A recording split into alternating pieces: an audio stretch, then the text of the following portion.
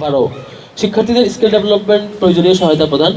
Empower your journey শীর্ষক soft skill প্রশিক্ষণ কর্মসূচি আয়োজন করা হয়েছে। 4টি প্রেজেন্টেশন ওয়ার্কশপ আয়োজন করা হয়েছে।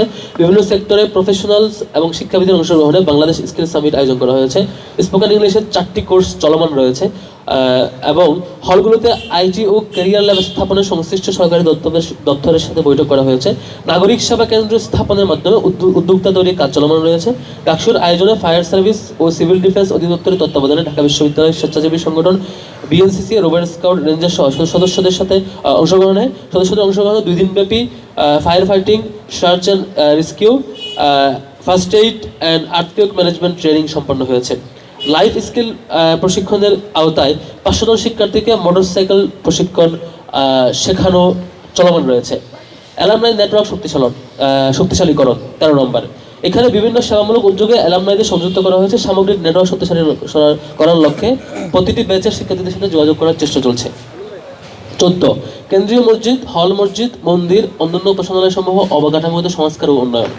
1.5 কোটি টাকা ব্যয়ে কেন্দ্রীয় মসজিদে এয়ার কন্ডিশন সহ জরুরি সকল মৌলিক কাজগুলো 2.5 কোটি টাকা ব্যয়ে কেন্দ্রীয় মসজিদে এয়ার কন্ডিশন সহ জরুরি সংস্কার সমূহ মৌলিক সংস্কার সমূহ সম্পন্ন হচ্ছে। সেখানে ফিমেল কর্নার এবং অন্যান্য অজুখানা সহ সামগ্রিক সংস্কারগুলো সেখানে সম্পন্ন করা হচ্ছে। সেটি প্রাথমিক সংস্কার। আমাদের মন্দির ও অন্যান্য উপাসনালয় সংস্কারের জন্য ধর্ম মন্ত্রণালয়ের সাথে বৈঠক এবং বাজেট অনুমোদিত হয়েছে অলরেডি। সেটি ইনশাআল্লাহ খুব শীঘ্র বাস্তবায়িত হবে। কমন রুম এবং টিএসসি আমাদের স্থানসমূহে নতুন কার্পেট প্রদান করা হয়েছে। ছাত্রীদের ইবাদতের জন্য কার্জন হলের কমন রুমে নিজেদের স্থান এবং মসজিদ সংস্কারের কাজ চলমান রয়েছে। 15 নম্বর, মানসিক স্বাস্থ্য সেবা, কাউন্সেলিং সেবার পরিসর বৃদ্ধি। সোচ্চারের সাথে যৌথ উদ্যোগে আমাদের মানসিক স্বাস্থ্যের জন্য একটি সেমিনার আয়োজন করা হয়েছিল, ইন্টারেক্টিভ সেশন। সেখানে শিক্ষার্থীরা জয়েন করেছে। সেটি আমরা সামনে আরও পরিসর বৃদ্ধি করবো এবং মেন্টাল সাইকিয়াট্রিস্ট যারা এক্সপার্ট তাদের নিয়ে আমরা সেটি ক্যাম্পেইনও করবো ইনশাল্লাহ। 16, বিশ্ববিদ্যালয় মেডিকেল সেন্টার আধুনিকায়ন সহ শিক্ষার্থীদের স্বাস্থ্যসেবা নিশ্চিতকরণ। এখানে মেডিকেল সেন্টার আধুনিকায়নের লক্ষ্যে দাতা প্রতিষ্ঠান টিকার সাথে বৈঠক অনুষ্ঠিত হয়েছে। 2.5 কোটি টাকা ব্যয়ে একটি অ্যাম্বুলেন্স, 10টি air conditioner, X-ray machine, ECG machine, analyser, microscope, হাসপাতাল বেড, আলমিরা, চেয়ার, ডেস্ক সহ প্রভৃতি প্রয়োজনীয় মেডিকেল ইকুইপমেন্টগুলো মেডিকেল সেন্টারে প্রদান করা হয়েছে এবং কাজ সম্পন্ন হয়েছে। 2000 শিক্ষার্থী অংশগ্রহণে ফার্স্ট এইড বুট ক্যাম্প হলগুলোতে হল পর্যায়ে সম্পন্ন হয়েছে। সহস্রাধিক শিক্ষার্থীর সক্রিয় অংশগ্রহণে টিএসসিতে ব্রেস্ট ক্যান্সার অ্যাওয়ারনেস শীর্ষক সেমিনার অনুষ্ঠিত হয়েছে। ইসলামী ব্যাংক হাসপাতালের সহযোগিতায় 2টি মেডিকেল ক্যাম্পে 3000 শিক্ষার্থী সেবা গ্রহণ করেছে। বার্ডেন হাসপাতালের সহযোগিতায় শিক্ষার্থী তাদের পরিবার সদস্যদের জন্য স্বল্প খরচে ব্রেস্ট ক্যান্সার অ্যাওয়ারনেস প্রোগ্রামের পরে তাদের মাসব্যাপী ব্রেস্ট ক্যান্সার চেক আপের সুযোগ প্রদান করা হয়েছিল এবং অন্যান্য ট্রিটমেন্টে বেশ ছাড় ঘোষণা করা হয়েছিল। শিক্ষার্থীদের চিকিৎসা সুবিধা প্রদানের লক্ষ্যে সরকারি ও বেসরকারি বিভিন্ন হাসপাতালের সাথে বৈঠক অনুষ্ঠিত হয়েছে। 50% ছাড়ে চিকিৎসা সেবা প্রদানের লক্ষ্যে আমেরিকান ওয়েলনেস সেন্টারের সাথে এমওইউ স্বাক্ষর করা হয়েছে। হলপাড়ে ফার্মেসি স্থাপনের লক্ষ্যে স্থান চূড়ান্ত করেন এবং কাজ চলমান রয়েছে। এবং একই সাথে স্বাস্থ্যসেবা নিশ্চিত করার জন্য বিশ্ববিদ্যালয়ের সবগুলো হলে প্রতি রুমে প্রথমবারের মতো ডাকসুর ব্যবস্থাপনায় স্পন্সরে প্রতিটি রুমে ছাড় প্রকার নির্ধারণের জন্য বিশেষ ব্যবস্থায় আমাদের পেস্ট কন্ট্রোল ম্যানেজমেন্ট দিয়ে প্রতিটি রুমে স্প্রে করা হয়েছে, যাতে আমাদের শিক্ষার্থীরা নিরাপদে ঘুমাতে পারেন। এবং দীর্ঘদিন ধরে এক রুমে স্প্রে করলে আরেক রুমে করা হয় না, এক ফ্লোরে করা হলে আরেক ফ্লোরে করা হয় না, ফলে হলে এটা থেকেই যায়। আমরা চেয়েছি এট এ টাইম প্রত্যেকটি রুমে এটার আওতায় নিয়ে আসা, যাতে করে আমাদের শিক্ষার্থীরা নিরাপদে ঘুমাতে পারেন, সেটি ব্যবস্থা করা হয়েছে।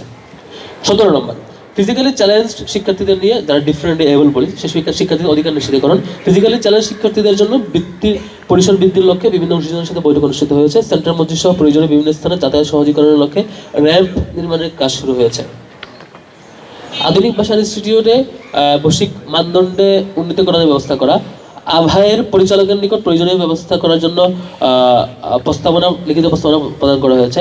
19 নম্বর, নিরাপদ ও শিক্ষার্থী বান্ধব ক্যাম্পাস নিশ্চিতকরণ। ভবঘুরে ও ভাসমান হকারদের উচ্ছেদে ধারাবাহিক অভিযান চলমান রয়েছে।